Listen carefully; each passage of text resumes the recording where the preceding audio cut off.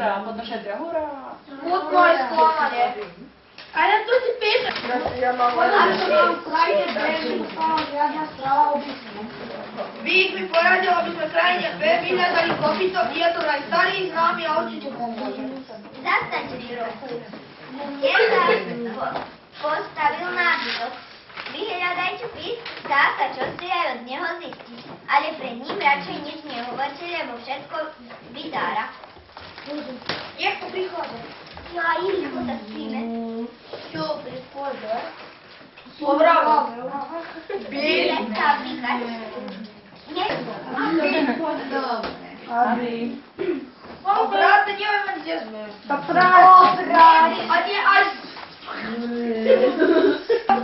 Znova ten tvoj jazyk. Na moju veru teraz prd doplatíš kožou. To ide preč?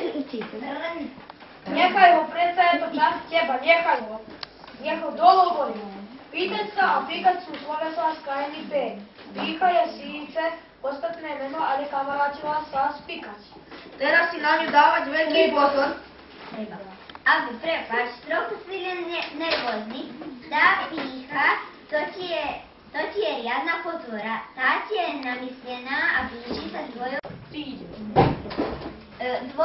Dvoriu píche. A teraz to vieš. Och, áno, pír ako červeň a pír ako kurva, to viem. Pod kontrolou všetko ja. V krajine M vládnu slovesá. Áno. Takže to pre nás bude ľahké. Čo sa zase pýtaš? Kde je Brislí? Uväznený. A Rýchly ho ešte hľadá. Áno, hľadá. A nájde ho? Nenájde, čo si aj nohy doláme a prestane sa už vypytovať. Prestan sa už vypytovať. Pýtať sa. Čo si ty zvedavectvo? Och som poriadne postrašila, takže dajú pokoj. Každý, kto nám skríži cestu, si to škaredo odskáče. Počujte, Nepomôžu, musíme do krajiny M. bude to veľmi nebezpečné. Ideme ju obísť a rovno kráľovi povedať, že pícha zradila a nech ju potrestá. Nie, musíme ísť. Jaj, čo je to? Budem si zamieňať. Prečítaj. To je mykať. Tak nie myká? Kto ho vypočúva? Čo si myslíš? Veď ja som už z toho pomírený. A nemykaj sa už toľko, musíš sa naučiť prevládať.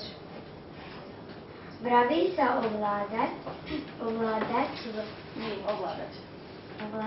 aj